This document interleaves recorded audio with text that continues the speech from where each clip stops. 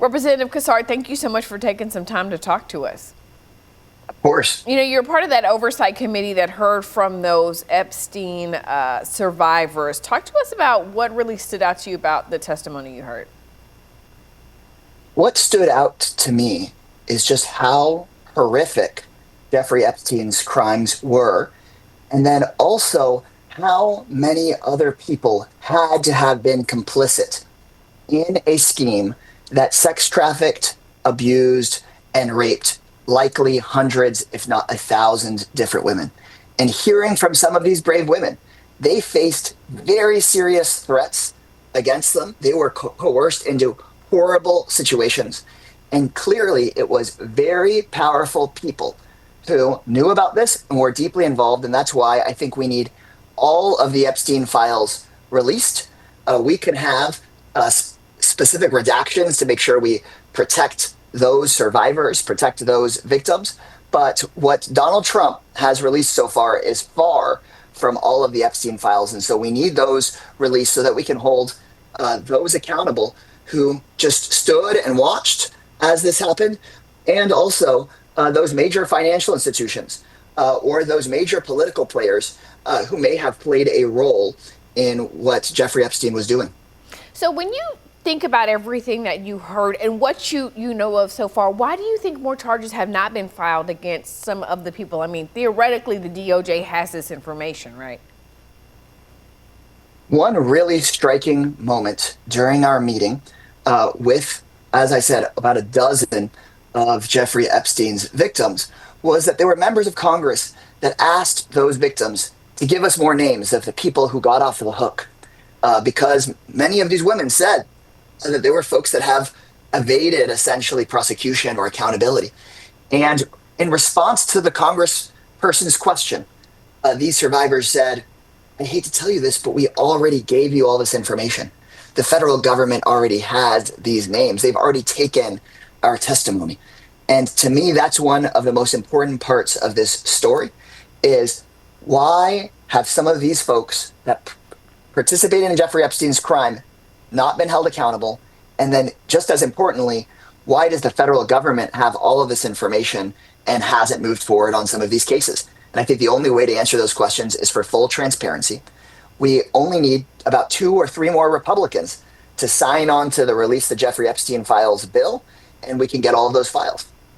Let me ask you this. In addition to the movement to release the files, is there legislation that you want to see passed that you think could prevent something like this from happening in the future?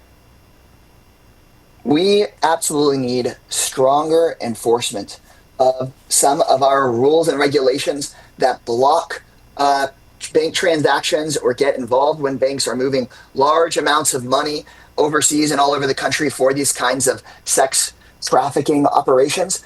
And I think we can learn where our laws have been insufficient when we get transparency from these files. The key resolution and bill being debated right now is the Ro Khanna Thomas Massie Release the Epstein Files bill.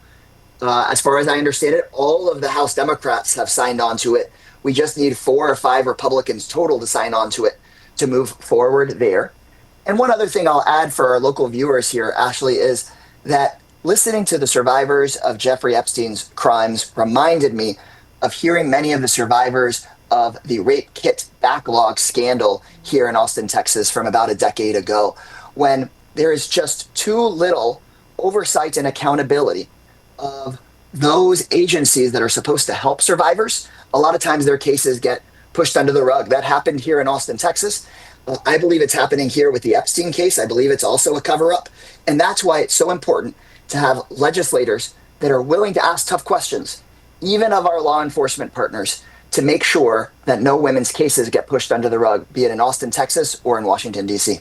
What do you make of the president's argument that this is just, the Democrats out for a witch hunt? This is not real. This is not something that needs to happen. There are lawmakers on the other side of the aisle, right, who also want to see these files released.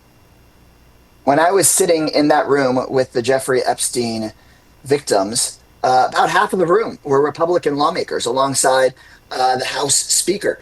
And it's some of those Republican lawmakers who are now helping take the lead alongside Democrats to release the files. And I hope that more Republicans find the backbone to say, we are going to stand up for these women and hold the powerful accountable, no matter who the president of the United States is.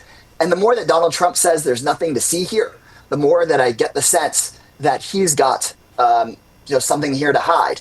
And if he's got something to hide, then it is our job to go and find out what that is. Do you think that the president's reaction to this there's nothing to see here, do you think that is helping to fuel some of the interest that the American people have in knowing what's exactly in these files? I think it is. But for me, my greatest interest after hearing the stories of these women is to make sure that those women find justice, that the people that let this happen to them are held accountable, and that we learn from this incident what we need to know to stop these sorts of sex trafficking operations that are happening in this country, because this was not the only one of these.